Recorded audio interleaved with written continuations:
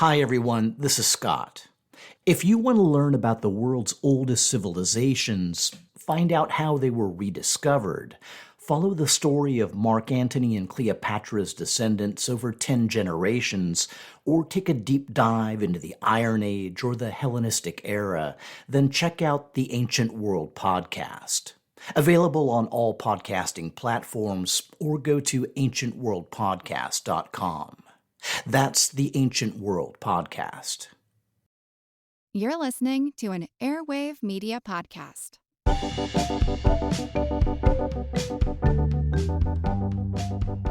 Hey everyone, welcome to The Past and the Curious. It's your old pal Mick. And if you've listened before, you know that every so often I get fascinated by a food. We've covered ice cream, donuts, tomatoes, even early cookbooks. But today's episode came from a question that my friends sent my way. Perhaps you know them? Lindsay and Marshall from Tumble? Hey Mick, it's Lindsay. And it's also Marshall from Tumble. So the question in question doesn't actually come from us, it came from our listener Layla. She wanted to know the history of the peanut butter and jelly sandwich. Which is that's a really great question, but it's definitely not a science question because PB&J happened after the Big Bang, I think. So we wanted to get your perspective since you focus on history. Oh yeah, I was recently on Tumble to offer a quick answer to Layla's great question, but I kept poking around and it turns out there's a lot that goes into the old peanut butter and jelly sandwich. Yeah, we figured there was more to the story. Sometimes people put raisins in it. What? I mean, I've never heard of that. I think you're confusing that with ants on a log. Can you give me a full history of ants on a log? Well, I wasn't really prepared for that. I'll go ahead and plant some celery seeds, and I'll get back to you on the ants on a log thing. Promise. But in the meantime, I would like to tell you the robust history of the peanut butter and jelly sandwich, but I never know where to start with these things. Mick, you gotta break it down piece by piece. Let's start with ingredient number 1, bread. Oh, great idea. Ever tried to cut a slice from a loaf of bread? It's harder than you think. First, if you have the wrong knife, you're just gonna mangle and mush your loaves. Successful slicing takes the magic combination of a serrated blade and a steady, soft sawing motion. But even if you manage to cut a slice and still have an unmangled, unmushed loaf of bread, getting an even and properly sized slice is another problem altogether. One end is thin, the other is thick, the top is wide, the bottom is narrow. There's a hole in it from slicing too close to the edge. It's a nightmare. And getting 2 slices exactly alike to make the sandwich of your dreams? Forget about it. You might as well try making back-to-back half-court shots on a basketball court while blindfolded. There's got to be a better way. Yeah. That's what Otto Frederick Roeder thought to himself in the early 1900s while living in St. Charles, Missouri. He was a jeweler, but growing bored with diamonds and gold, he cooked up a passion for fine baked goods cut with accuracy and precision. On the first point, Otto certainly wasn't alone. People have been loving bread for centuries. Archaeologists have found 30,000 years of evidence, both in Europe and Australia, of primitive people pounding dried starchy plant roots with stones and making something like flour. The bread that they made from that flour would have been eaten flat after being cooked on a hot rock in a fire. The big change came from the Middle East around 11,000 years ago. An area known as the Fertile Crescent stretches from today's Iraq to Turkey to Egypt. And this is a World Hearth Site. That means it is one of the few officially recognized ancient places where people from long ago first made the big decision to plant some seeds, but not others. This is the birth of plant domestication, when people took an active role in what we wanted to grow, usually based on flavor and size and general awesomeness. Before long, plants that just happened to grow were grown on purpose, and the individual plants that were the best were the ones whose seeds were replanted. And from the people of the Middle East's Fertile Crescent, we got wheat. The same wheat that people turn into flour, which makes all sorts of things. Pizza crust, cookies, pancakes, pasta, and yes, bread. So let's tip our hats to the old Fertile Crescenteers. And then tip our hats again to the Egyptians, who 3,000 years ago started putting yeast in the dough so it would rise and get airy and fluffy and, well, a different kind of delicious. And for thousands of years, we ate bread. We baked it or bought it. But in any case, it was always unsliced. Good luck with your slicing. Or maybe just tear off a chunk and sop up your plate after the food is gone. Heck, in the Middle Ages, some people in England used flat pieces of bread called trenchers as a plate in itself. If you were still hungry, the trencher had soaked up all of the juices and you could eat your soggy plate for dessert. Or if your dinner did fill you up, you could just toss it to your dog, who was always happy to do the dishes for you, if you know what I mean.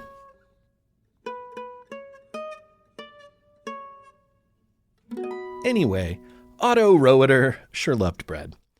But he saw a beautiful future with sliced bread that he loved even more. So he sold his jewelry business and decided to design and build the world's first bread slicing machine. Setbacks came in 1917 when a fire destroyed not just his in-progress machine, but also his blueprints. After literally going back to the drawing board, Otto finally saw his dream machine come to life. On July 7th, 1928, at the Chillicothe Baking Company in Chillicothe, Missouri, one lucky person bought the first commercially sliced loaf of bread. Unmashed, unmangled, light, and airy. It was a dream come true. Yes, it's the greatest forward step in the baking industry since bread was wrapped.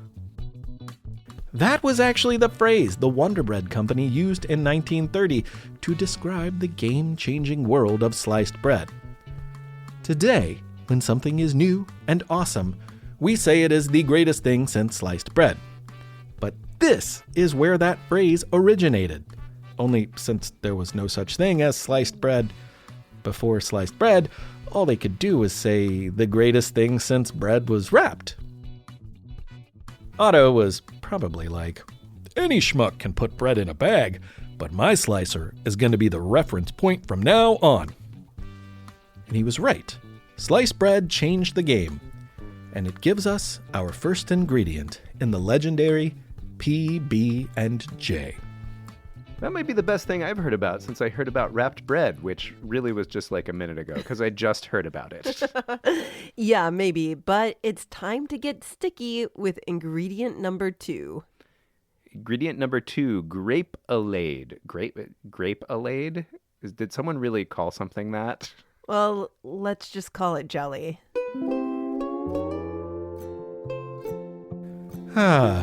Jelly.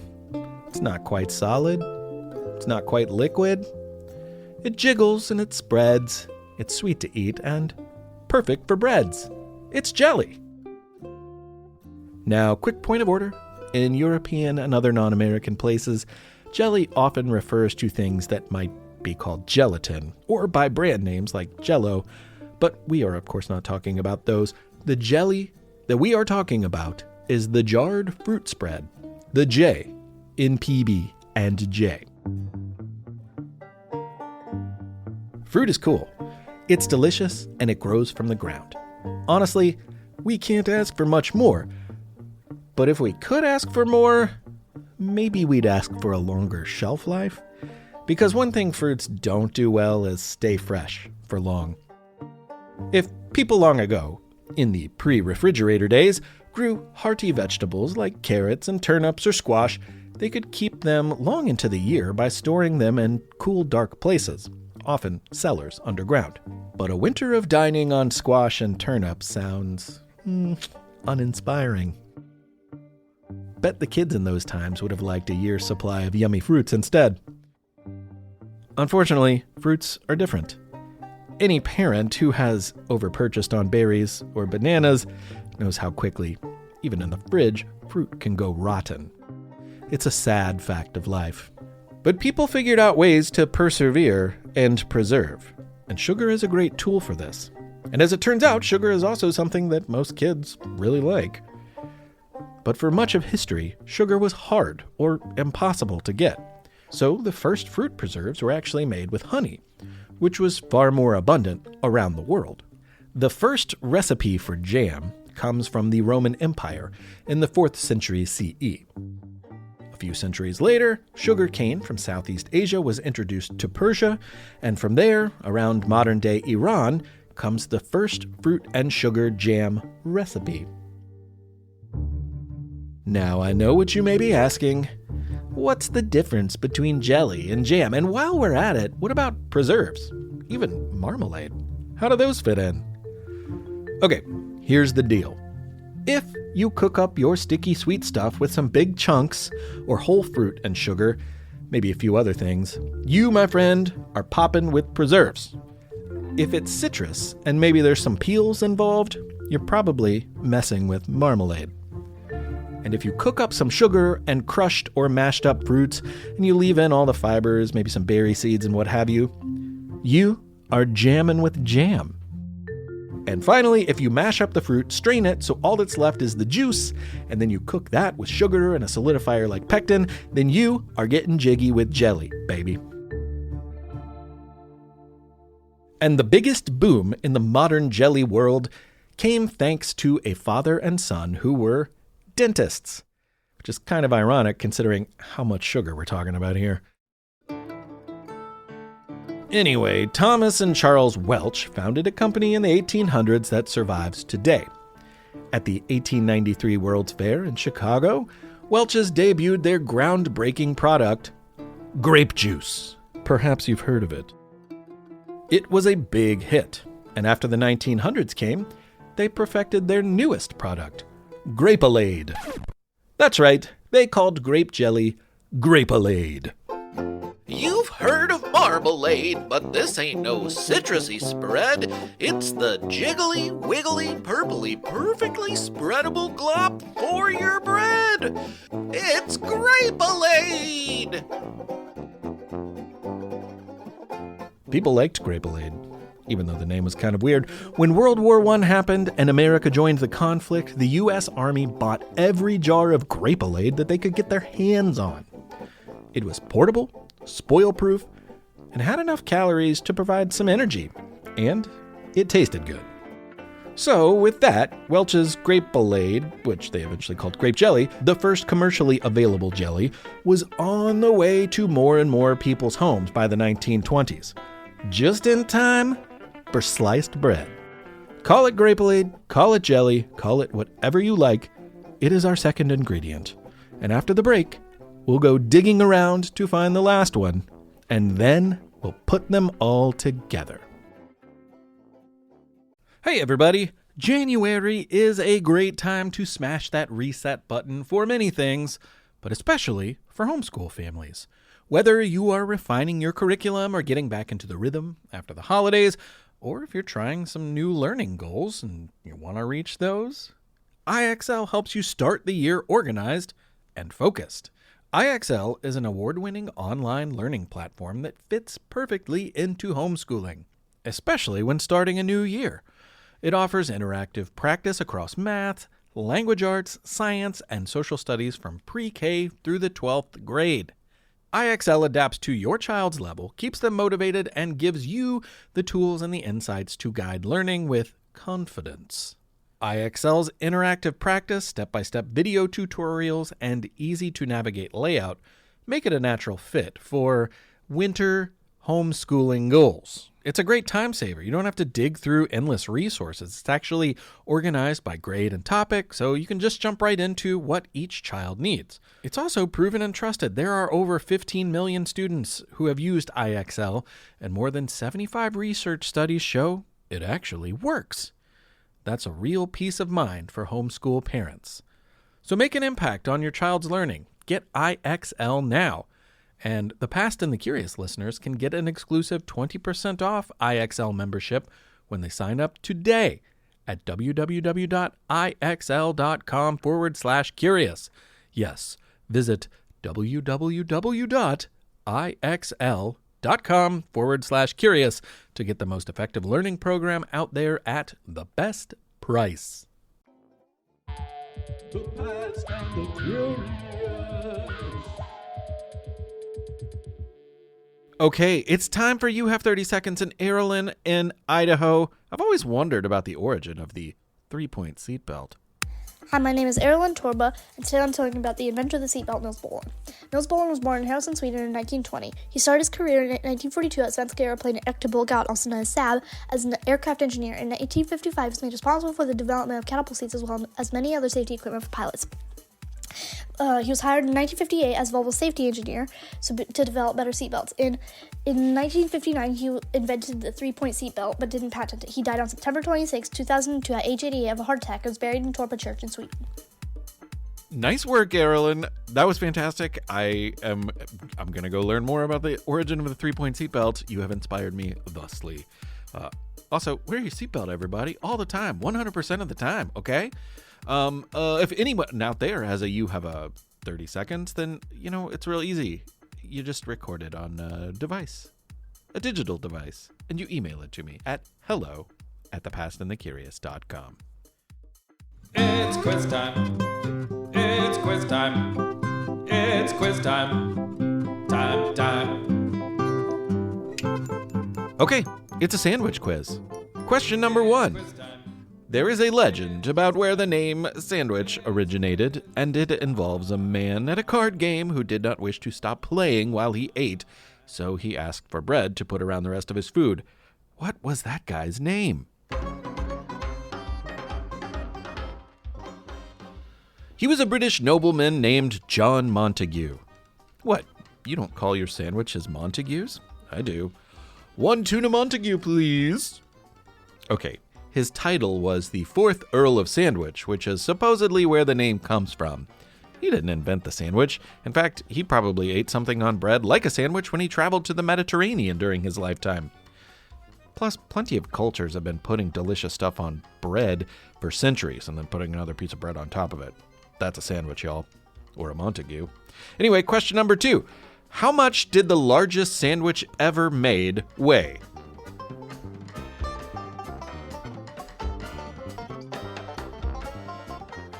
It was 2005 in Roseville, Michigan, when a record-setting corned beef sandwich was created. All said and done, it was 5,440 pounds. That's 2,467 kilograms.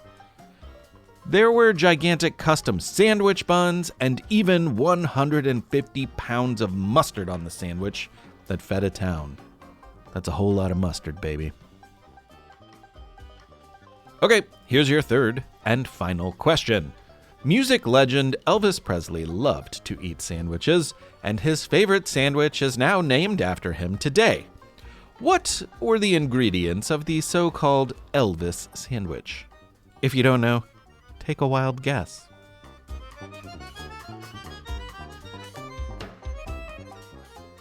Here you go. Peanut butter, banana, and bacon. And if you didn't get it right, that's all right, Mama. Any way you do, it's all right. Okay, so welcome back to The Past and the Curious. This is a very special episode with my friends Lindsay and Marshall from Tumble. But I must confess that, in the excitement of quiz time and that fantastic 30 seconds, I forgot where we were. Okay, you just finished talking about Grape-A-Lade, which is jelly. So that leaves the star of the show, ingredient number 3. Peanut butter. Oh, right. Of course. Peanut butter. How silly of me. When the name George Washington Carver is spoken, most people, for good reason, think of the peanut. Say his name 3 times fast and Mr. Peanut might actually appear over your shoulder. Mr. Peanut, Mr. Peanut, Mr. Peanut. Okay, not really. I made that part up. But if there were a patron saint of peanuts, it would indisputably be Mr. Carver. He was peanut cheerleader numero uno. From axle grease to shoe polish to makeup, this guy came up with over 300 uses for the peanut, and 105 of those uses were edible. But contrary to the assumptions of many, George Washington Carver did not invent peanut butter. That already existed. But as de facto patron saint of the peanut, no discussion about the lumpy legume is complete without him. Because as much as he cared about peanuts, George Washington Carver cared more about people. That's what got him so excited about peanuts in the first place. Carver was born enslaved in Missouri in 1864, and though slavery was abolished while he was a young child, many of the formerly enslaved people had a hard time making money to live in the years that followed. Opportunities were scarce, and getting ahead was hard. Many people were sharecroppers, which meant they farmed land that they did not own for tiny little shares of the profit of the crops. And the major crop was cotton, a plant which depletes the soil of important nutrients as it grows. So the more cotton you grow in one place, the harder it gets to do. Cotton is also not edible, so to the people growing cotton, the plant did them very little good. Carver was smart and curious. He went to school to become a botanist, and as his relationship with plants grew, he realized that the peanut could be the answer to so many problems. Yes, they are nutritious and cheap, but growing them actually improves the quality of the soil, so it's sustainable. When you hear the word sustainable farming from now on, you should picture George Washington Carver, because this guy understood ahead of so many others so much about taking care of land so that it could take care of people. Honestly, he totally deserves an episode of his own, and I think that will happen. I'm going to promise that he gets one. But let's just leave it at this right now. To him, the peanut would enable thousands of poor farmers to not just feed their families, but also earn a living. To prove it, he devised so many potential peanut-based products, like his peanut shaving cream, peanut ink, even peanut fuel briquettes for your grill. He did a whole lot more than this, and was more than just the peanut champ number one. But let's face facts, he was peanut champ number one. And peanuts are amazing. But most American farmers in Carver's time and before grew them to feed their animals. But the Inca people in South America, who probably cultivated them first, knew that they were great for people. In fact, there's a very good chance that they were the first people to make a peanut butter-like paste.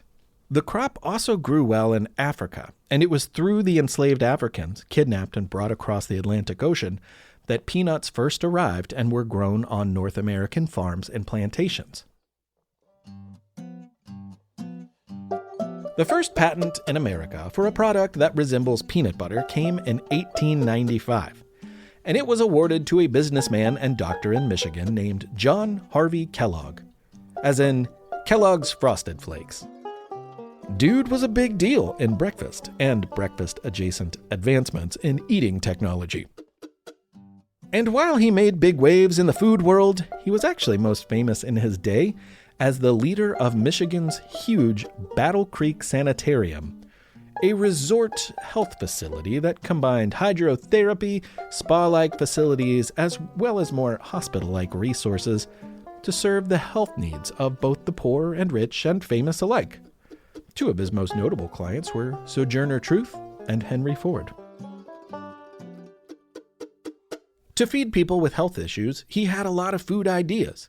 His patent for a food compound made of boiled nuts ground into a paste was originally designed as an easy-to-eat but nourishing food for patients who were missing teeth.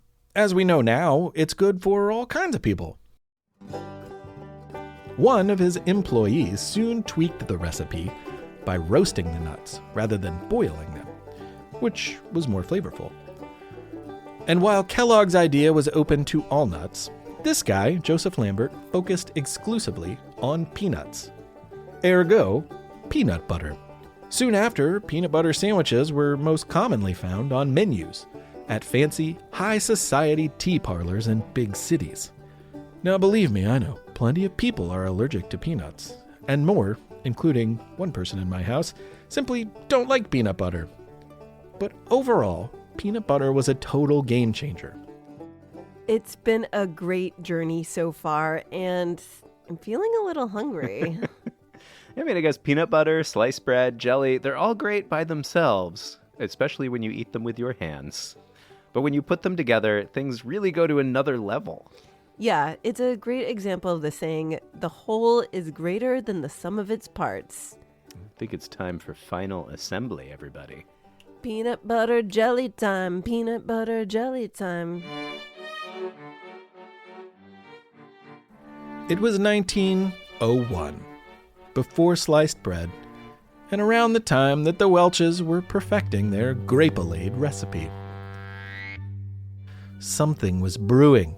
The times, they were a-changin'. And as the calendars turned and the history books moved on from the 1800s to the 1900s, an earth-shattering revolution took root. And the first sprout came in the pages of a magazine called the Boston Cooking School Magazine of Culinary Science and Domestic Economics. This was a magazine, one of several at the time, that printed recipes for the public to try out and hopefully enjoy. Thanks to the changes in transportation and industrialization, more foods were available to more curious tongues than ever. So people were eager to hear from experts and experimenters. And new ideas came on the printed page. This magazine seems to have been aimed at upper-scale homes and parlors, as it was filled with tips for the kitchen and home in general. Many of its readers were just the type who needed new sandwiches to serve at afternoon teas and fancy parties. And so came our fateful recipe. The author was a woman named Julia David Chandler. Here's how she laid it out. For variety, someday try making little sandwiches or bread fingers of 3 very thin layers of bread and 2 of filling, 1 of peanut paste, whatever brand you prefer, and currant or crabapple jelly for the other. The combination is delicious, and so far as I know, original. Peanut paste, crabapple jelly, and bread. There you go. But did you catch one detail? That's right, 3 pieces of bread. If you want to recreate the original recipe of the PB&J, you're going to put the PB on 1 piece of bread, the J on another, and then put a 3rd piece of bread in between them, like a Big Mac or a club sandwich. But since this was written before that marvelous bread slicing machine, that of course meant that people had to slice all of that bread themselves. So, if you want to be 100% accurate, find some crabapple jelly, a serrated knife, and start cutting, Buster. But there's another important detail to point out here. Julia said the recipe, as far as she knew, was her own original recipe. Here's the thing about historians. The only proof they have to go on is documentation. Surviving writings, photos, menus, physical objects, or other primary source material, those are how we can piece together the facts and the timelines of the past. Is it reasonable to assume that before 1901, someone, somewhere, smeared peanut paste and jelly on bread that they squished together? Yeah, totally, that's reasonable. There are a lot of people with good ideas, and hey, they all have the same tongues that we have, so sure, someone could have foreseen the deliciousness that awaited them. Totally. But if they did, they didn't write it down. Or maybe they did write it down, but it got thrown away or destroyed. If so, we'll never know. Of course, there's always a chance that there is some proof of another PB&J timeline out there, undiscovered, that someone could stumble upon. Who knows? Some historian's discovery could change everything we know about PB&J history. But nothing is going to change the fact that millions of people find it to be delicious, economical, and easy. Currently, the earliest documented proof we have of a peanut butter and jelly is Julia David Chandler in 1901, so she's going to get the credit. Congrats to her. And congrats to us, because since that fancy tea sandwich recipe, the PB&J has grown in popularity. The popularity started by making big fans of soldiers in the American Army. All of the necessary ingredients were standard rations for soldiers during World War II, and by and large, they agreed. It was a delicious combo. When they returned, their taste buds didn't change. They didn't disappear, so they returned with a taste for this sandwich, and sales of the ingredients kept climbing. It's also worth pointing out that the ingredients are pretty cheap compared to other things on your grocer's shelves, so that's always been a big plus for the old PB&J. But perhaps the biggest boon to the rise of the PB&J is that they are simple. This sandwich, thanks to the 3 simple and easily available ingredients, was one of the first foods that was not just delicious, but easy enough that a kid could head into the kitchen and assemble one all on their own without any adult supervision. 3 cheers for the PB&J.